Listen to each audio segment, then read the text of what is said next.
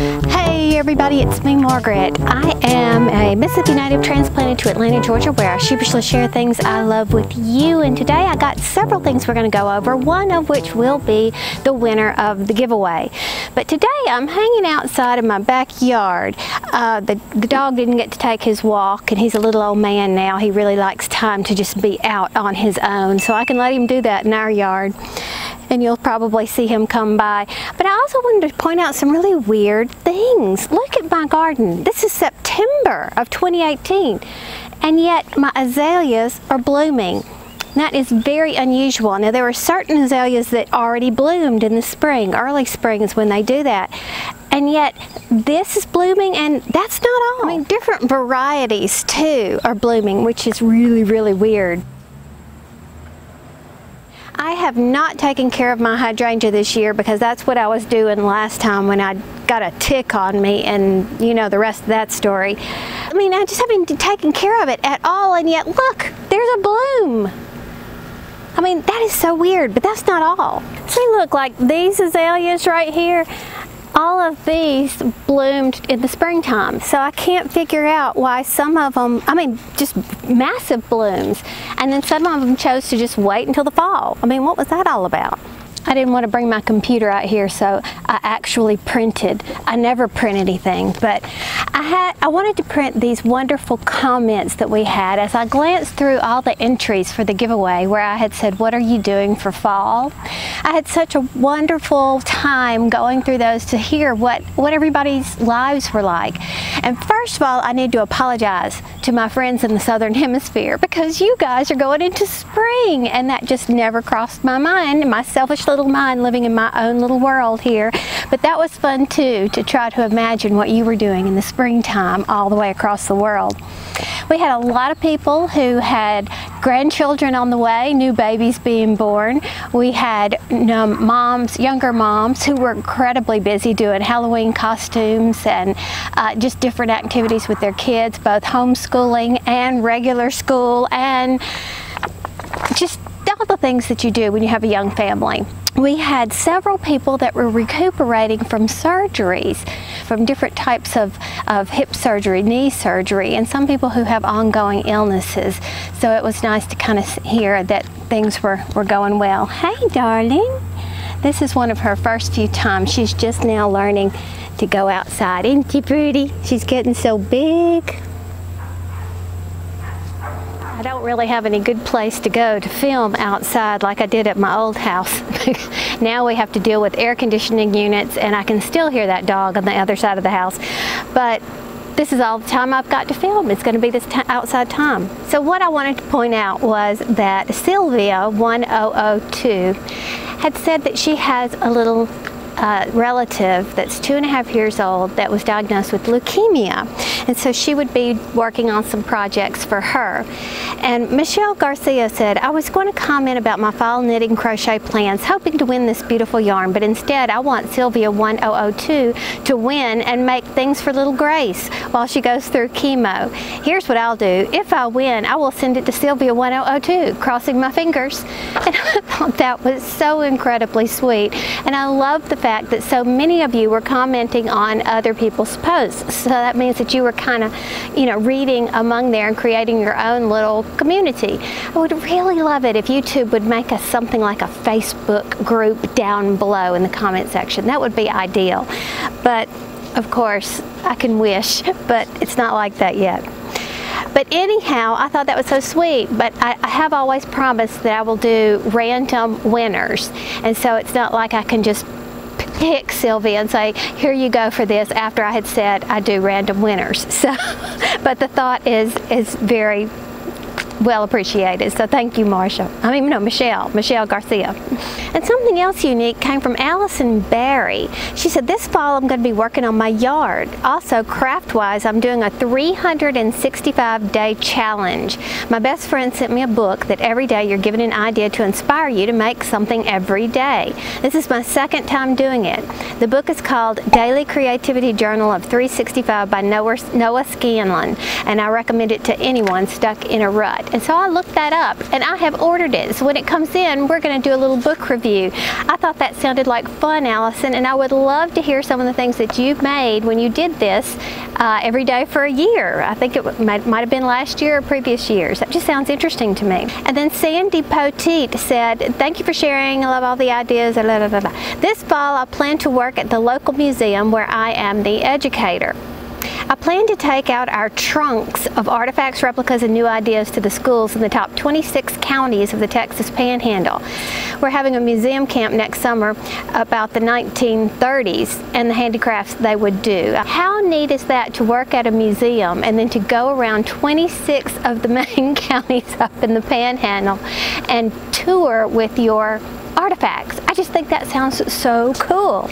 And then I want to give a big shout out to Helen Burke, who says, apart from my knitting and crochet, my fall plan is to train for a half marathon that I've signed up for in May 2019, 4 months before my 65th birthday. Need to get it off the bucket list. So go, Helen! And then I want to give a special shout out to Rachel Bonitz, I think, Bonitz. Rachel has started her own charity called Rachel's Hats for Hope Initiative, and it serves western Wisconsin. So I am just so impressed with the people in this community. You guys rock. We got Bentley, Calicozy, but where's Buzzy? Come on, Buzz. There it is. There we are. Come on. It's time to start exploring the great outdoors. So earlier this month I got to spend some time with my family and it was wonderful, and I did take some clips while I was down there, so I'll be inserting different things from time to time in the upcoming months. One of the things that I will share with you today is cooking with my sister. I need you to know that she actually likes to cook and she's good at it. Now, she doesn't even do all these big massive gourmet things. She just cooks really good food and she does it with such ease, and so that just makes it all the more, makes it taste better because she does it so easy and then sits down, it's ready in no time, and it's just easy cleanup. But here's a couple of recipes that I think you might like. And of course, all of these can be customized to special diets. Here's some simple versions of some simple South Louisiana dishes that we really like in our family. So yeah, hope you like them. It's always a treat to be at my sister's because she does things so effortlessly, like making this poor man's jambalaya. And before she even started, we got to light this lovely candle in her perfect kitchen, so it's a treat. Now she starts with some turkey sausage and a package of good old sandwich meat, some ham. And remember, you can substitute any of these ingredients to make it align with special diets. Plus, it's a great dish for leftovers like rotisserie chicken or Thanksgiving turkey. Seafood is traditional, but depending on where you live, that might not fall into the poor man category of the title of this recipe, but you get the idea. Into her cast iron Dutch oven, she throws a half a stick of butter and the chopped meat, and she cooks that down a bit. When she was happy with how it looked, then she tossed in about 3 cups of uncooked rice, stirring to coat. Now in Louisiana, you can purchase what we call the Trinity freshly sliced. That's onion, celery, and green pepper. If you're chopping at home, fill up about a 2-cup measuring cup with equal parts of each. Then you add 1 can of Rotel tomatoes, a 12-ounce dark beer. Now if you're gluten-free, like I'm supposed to be, you can skip this part and you can add extra chicken broth.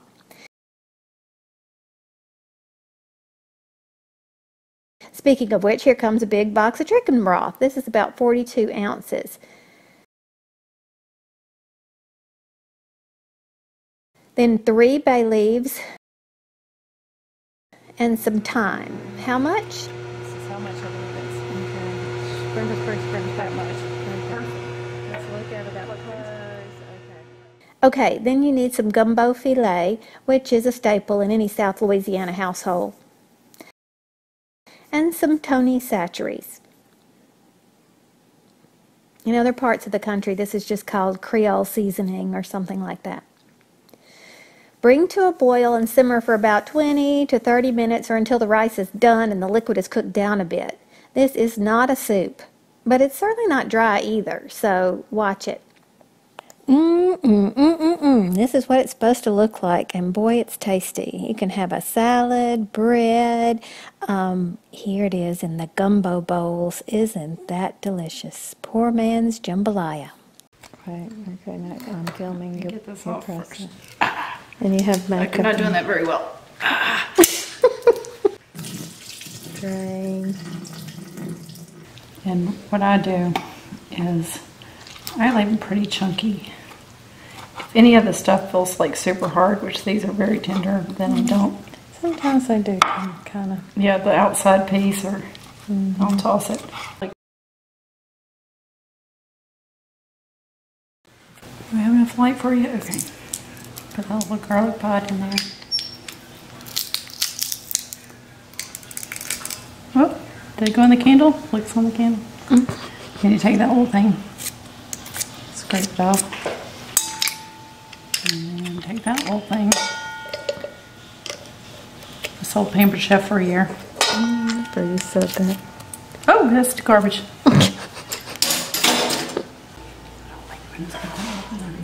How much is that? Probably about, what do you think that is? Yeah, 2 A dollop? of Daisy. To smooth the top? Yeah, it says on like the inside of the wrapper that if you smooth the cream, the sour cream, then it doesn't get that water build up as much. Didn't know that. I didn't know that either. Live and learn. And what's that, mozzarella? This is just mozzarella. And I like cheese and everything, so this works. That's probably as much cheese as the artichoke that time. That's gonna work fine. Okay. And then I just mix it all up, and that is all the ingredients that goes in it, and you're gonna believe how delicious it is.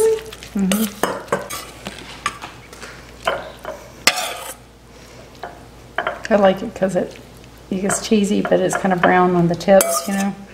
So it looks like it's hard, but it's not. Okay. $3.50. And it starts at 72.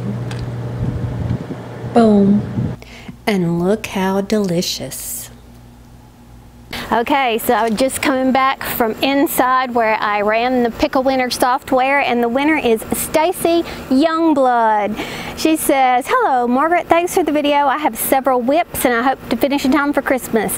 My crocheting time is limited right now due to work.